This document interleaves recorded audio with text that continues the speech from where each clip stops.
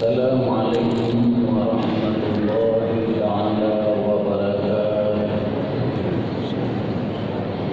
Alhamdulillahi rabbil alamin. Wassalatu wassalamu ala sayyidina Muhammad wa ala alihi wa sahbihi ajma'in. Amma ba'd. Fa ya ibadallah, ittaqullah ولا تموتن إلا وأنتم مسلمون. Kaum muslimin dan muslimat sedang jamaah salat maghrib yang dirahmati oleh Allah Subhanahu wa taala. Marilah dalam kesempatan yang singkat ini kita isi dengan mendengar sedikit ilmu agama, kiranya dapat memberi manfaat buat kita semua. A'udzu billahi minasyaitonir rajim. Bismillahirrahmanirrahim.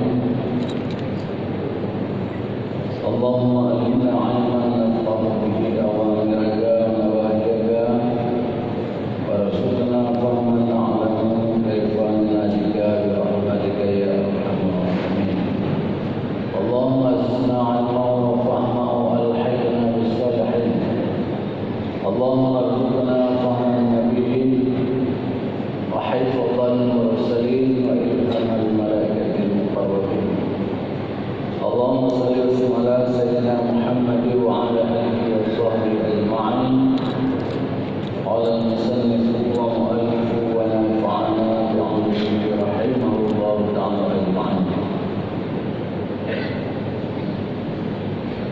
Bermula bab ini pada menyatakan kaifiat menyucikan akan nafsu amarah, yakni menyucikan akan hati daripada segala sifat kejahatan dan daripada segala perangai dan kecelaan, dan memerangi akan nafsu amarah, melawani akan dia supaya hilang segala maksiat yang batin itu di dalam hati, dan supaya berperang dengan perangai yang baik. Di dalam bab ini akan diterangkan kepada kita bagaimana cara menyucikan hati kita daripada sifat-sifat kejahatan, di antara yang lain sifat takabur, sifat ujub, sifat riya, sifat iri, sifat khianat dan sebagainya. Bagaimana cara menyucikan hati kita daripada segala perangai yang kecelaan tersebut dan memerangi akan nafsu amarah kita. Kadangkala kita dengan orang tua kita marah, dengan orang tua kita menyombongkan diri, dengan guru kita menyombongkan diri dan sebagainya. Dan juga bagaimana caranya kita melawan segala sifat-sifat tersebut supaya hilang dari diri kita maksiat yang batin yang ada dalam hati. Memang sangat berat untuk supaya bahawa hilang maksiat yang batin itu dari hati. Tapi kalau kita melatih diri sedikit demi sedikit, walaupun tidak tuntas habis, paling tidak kita telah zaman di dalam berubudiyah kepada Allah Subhanahu wa taala. Paling tidak semuanya amal ibadah kita hancur, tiada diberi pahala disebabkan maksiat-maksiat yang batin. Dan bagaimana caranya kita dapat bersifat, berkelakuan, berperangai dengan perangai yang bagus, dengan sifat yang baik. Maka di sini oleh Imam Al-Ghazali rahimahullah taala menerangkan, fa'lam anna lin nafsi rasail la budda min tanqiyatiha wa tasfiyatiha anha, fa bidzalika tasilu ila sa'adatil abadi wa jiwarillahi ta'ala.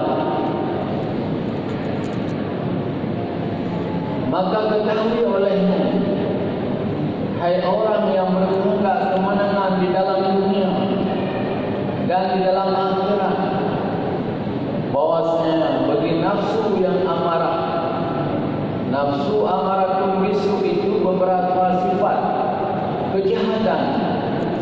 Dia mempunyai sifat-sifat kejahatan yang timbul sebabkan nafsu amarah. Oleh karena demikian, maka tak dapat tiada daripada membersih agar dia daripada sifat kejahatan itu dan menyucikan agar dia daripada. Bagaimana caranya supaya hati kita dapat kita bersih daripada segala sifat kejahatan tersebut?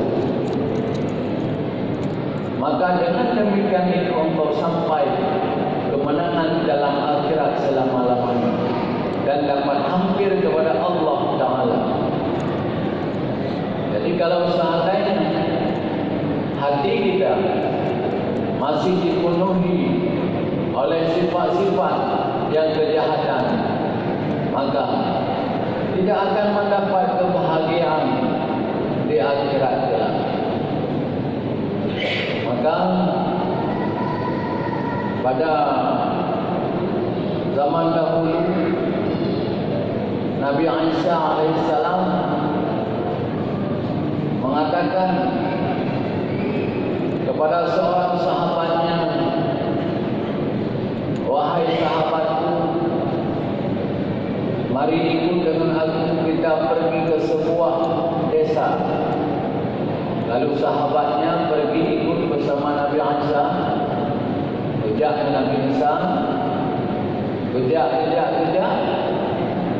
sehingga terus pasal tempat kepiuk oleh Nabi Isa beserta sahabatnya, karena kalilah dalam perjalanan kepiuk rapini sabah kru.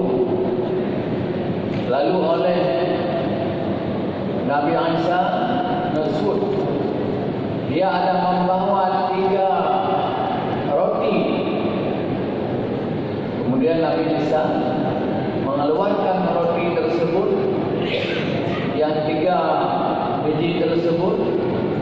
Kemudian Nabi Isa kasih satu kepada sahabatnya, dan untuk dia satu, yang satu lagi ditinggalkan di dalam kantongnya, dalam tempatnya.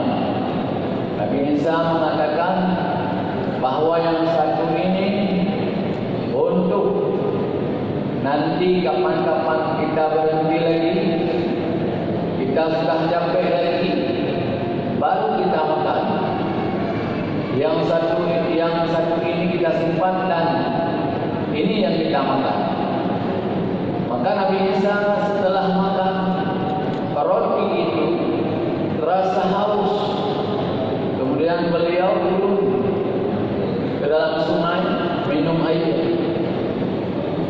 Begitu Nabi Isa balik, ternyata roti yang satu lagi itu tidak ada lagi. Nabi Isa bertanya kepada sahabatnya, kemanakah satu roti lagi yang tadi saya simpan di dalam tempatnya ini? Maka sahabatnya mengatakan, aku tidak tahu.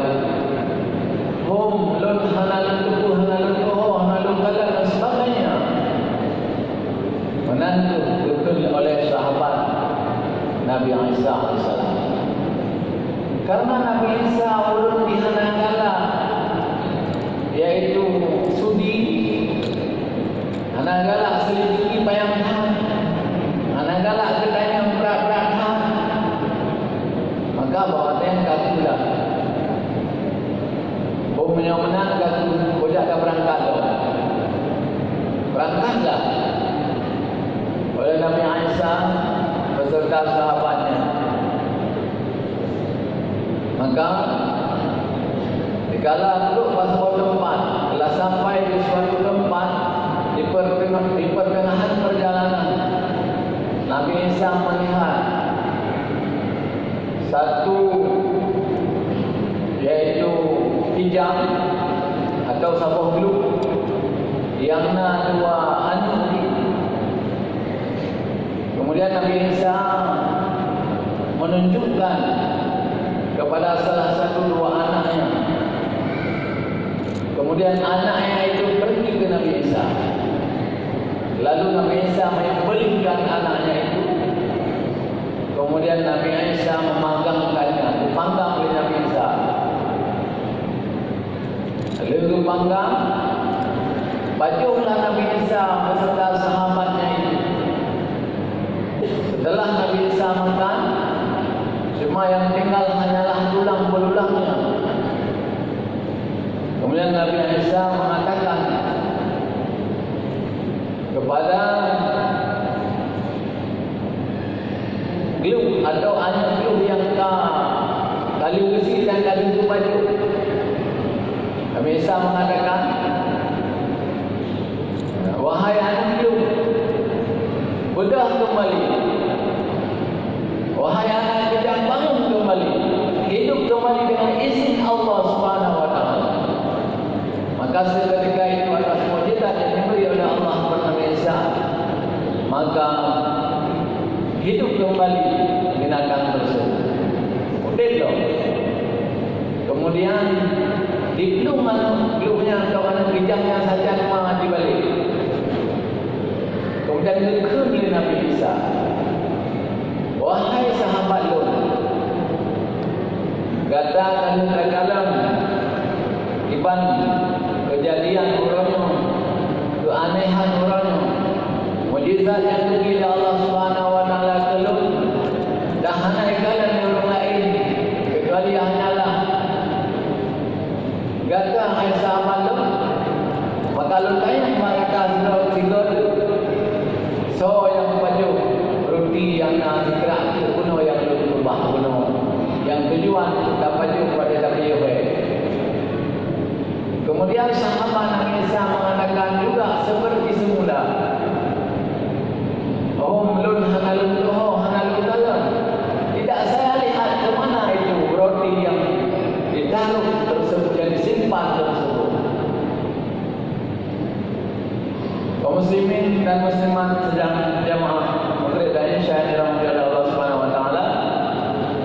Kemudian karena jawabannya sama, maka Nabi Isa mengatakan kepada sahabatnya, ayo kita berangkat kembali karena tujuan kita belum sampai, masih jauh.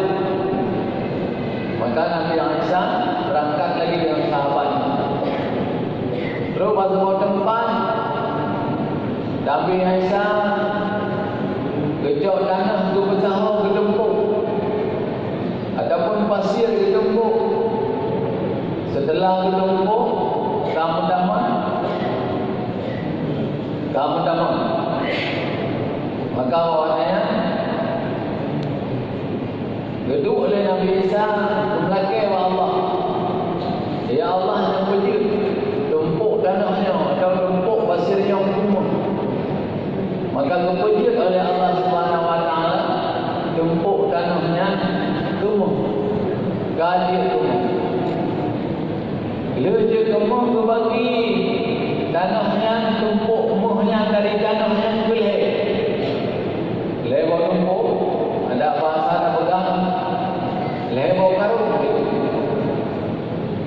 Kemudian yang oleh Nabi Isa, nyo yang sama umpang nyo ulun, dan yang sama umpang tu nyo gedron.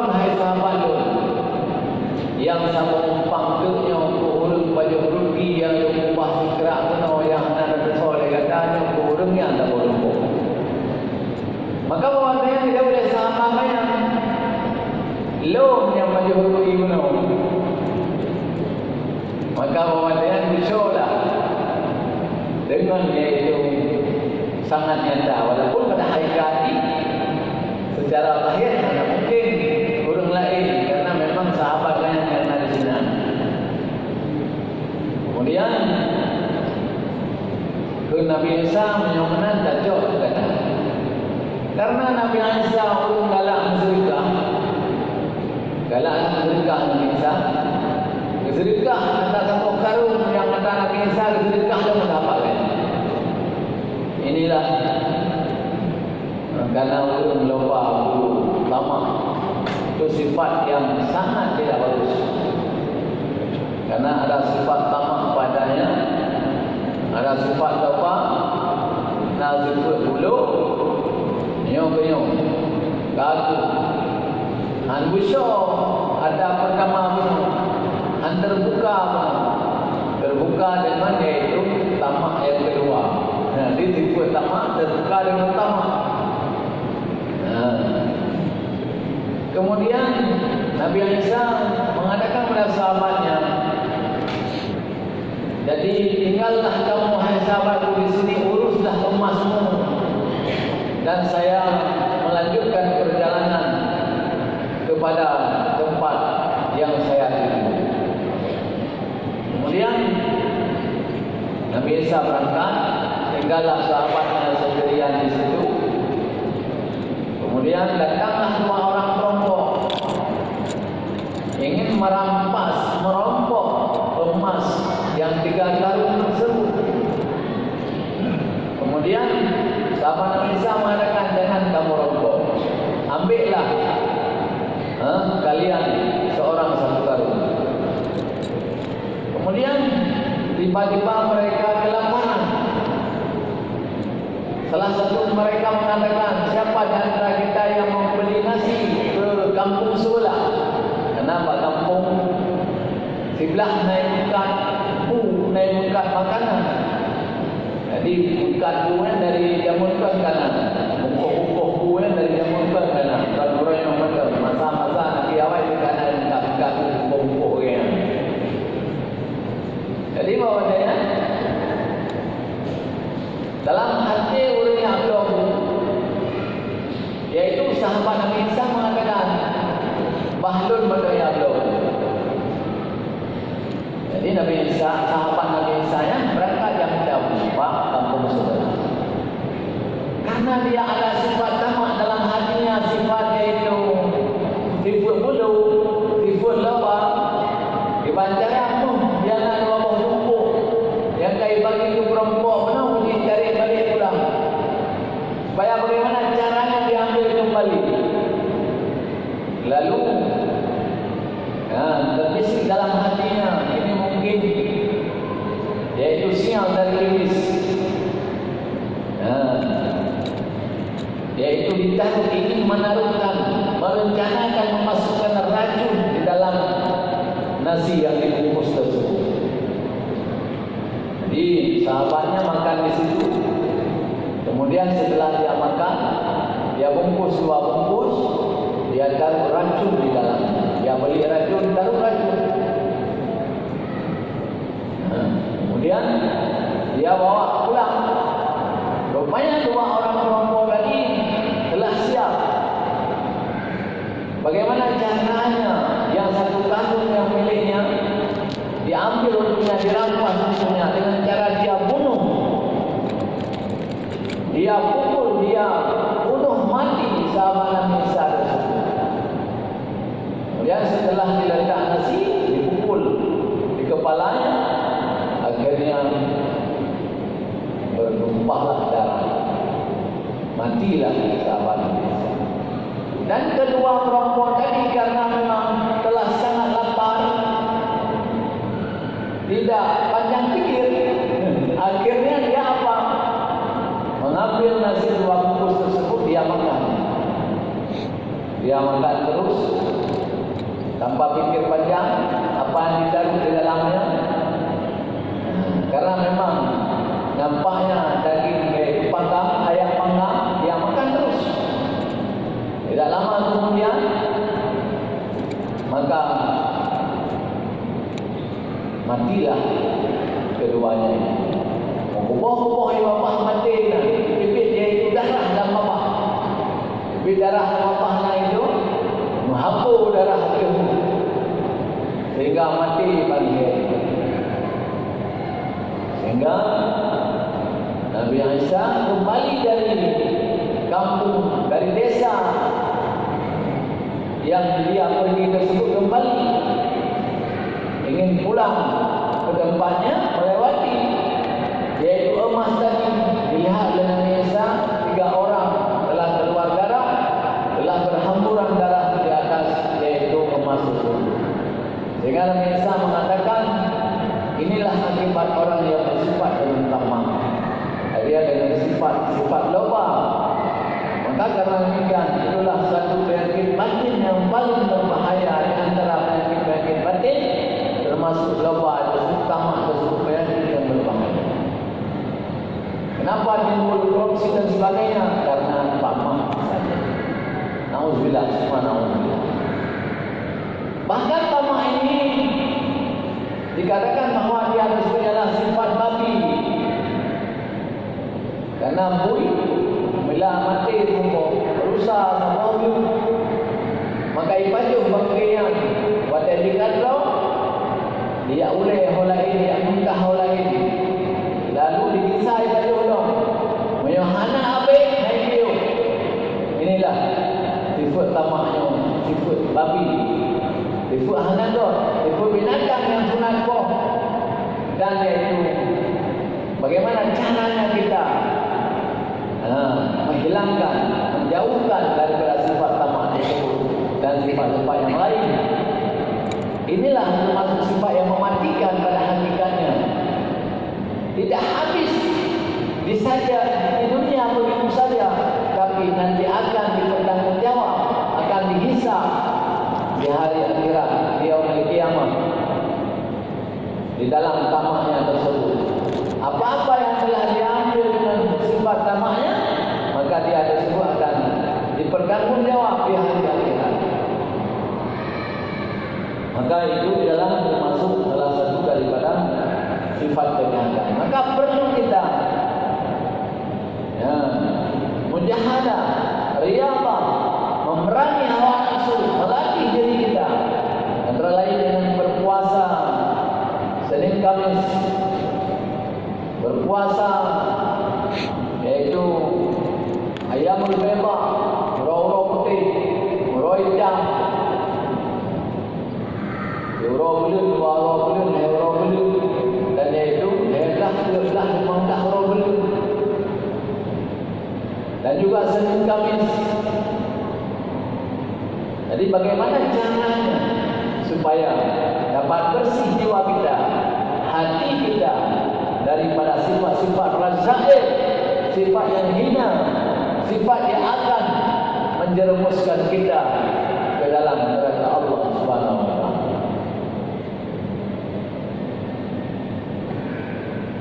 Dan kata Syekh Waliur Rahman Sayyidi Syekh Muhammad Saman rahimahullah taala dalam kitabnya yang bernama Nafhatul Uluhiyah fi Suluki Tariqatil Muhammadiyah, i'lam ayyuhal murid al-muwafiq as-sa'id an al-qawma ajma'un ala anna al-mujahadata la budda minha fi suluki tariqatil muqarrabin al-akhyar alladhina siratuhum hasanat indal abrar al-mustadillina bidzalika bil kitab wa sunnah.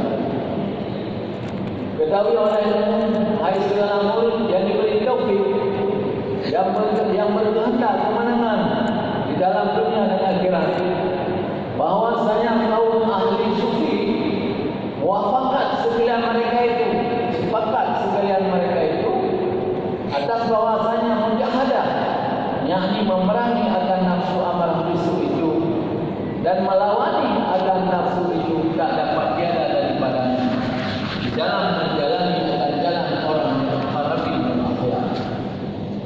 Jadi kalau kita ingin menuju kepada Allah Subhanahu wa taala, ingin mata hati kita bersinar dengan cahaya Allah Subhanahu wa taala, kita wajib tidak boleh tidak daripada memerang nafsu amarah bisu tersebut.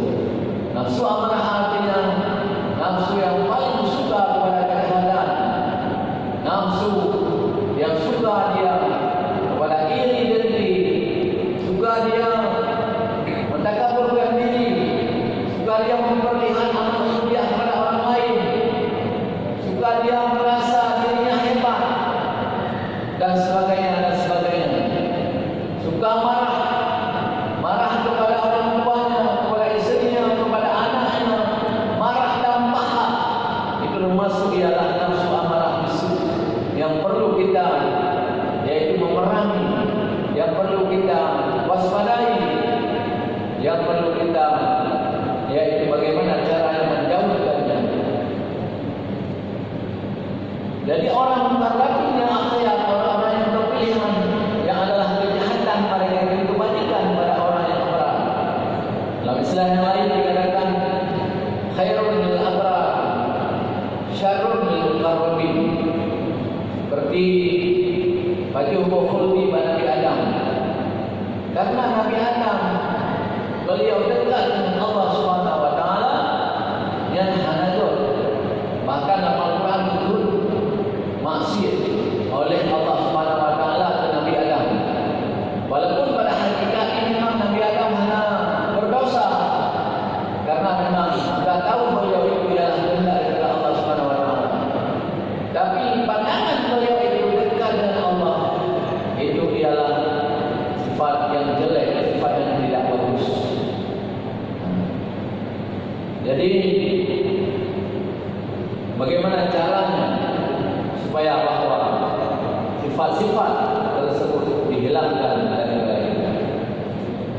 Firman Allah Taala, "Walladzina jahadu fina lanahdiyannahum subulana." Artinya bermula mereka yang memerangi dan melawan akan nafsunya di dalam menjalani akan jalan yang menyampaikan kepada aku, niscaya aku tunjukkan akan mereka akan jalan yang menyampaikan ma'rifah akan dari orang-orang yang memerangi hawa nafsunya di jalan Allah, supaya mereka tersebut dapat bersih hatinya, dapat tenang dalam bermulia kepada Allah, dapat khusyuk dalam bermulia kepada Allah. Maka mereka tersebut, orang yang melawan nafsunya tersebut, ialah Allah Subhanahu wa taala akan menyampaikan dia kepada Allah. Akan Allah tunjukkan buat mereka itu jalan yang menyampaikan kepada mengenal Allah Subhanahu wa taala. Jadi beliau bertanya, ka perangi hawa nafsu, dia Allah akan bertunjuk kepada jalan Allah Subhanahu wa taala. Tapi beliau bertanya kalau itu hawa nafsu, makanya akan membawa kepada kebinasaan. Contoh di Mesir, Firaun kemudi, karena apa memudinya inan rasa keamangan, maka habis harta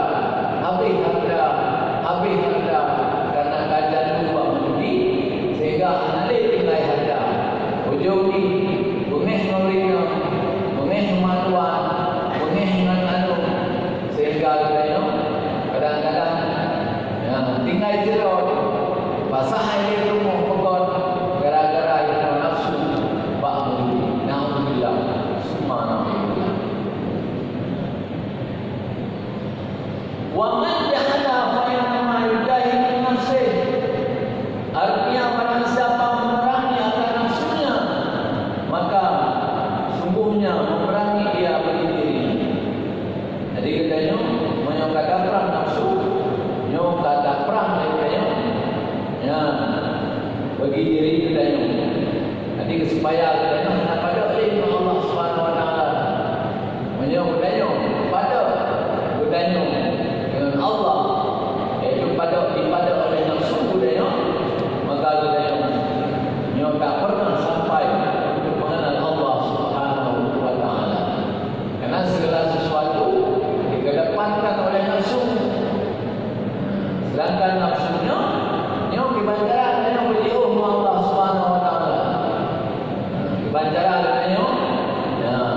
dalam neraka Allah. Karena nafsu ialah keinginan iblis di dalam tubuh dia. Dan lagi firman Allah Ta'ala, wajahatu fillahi haqqa jihadih, artinya dan berani oleh kamu akan nafsu kamu itu. Riu perang. Makna riu perang, riu yaitu bagaimana caranya mengalahkan nafsu dia. Bahkan guru yang muda-muda, kalau Rasulullah hadis, man istata'a minkumul ba'ah falyatazawwaj. Barang siapa yang masyarakat syabab, man istata'a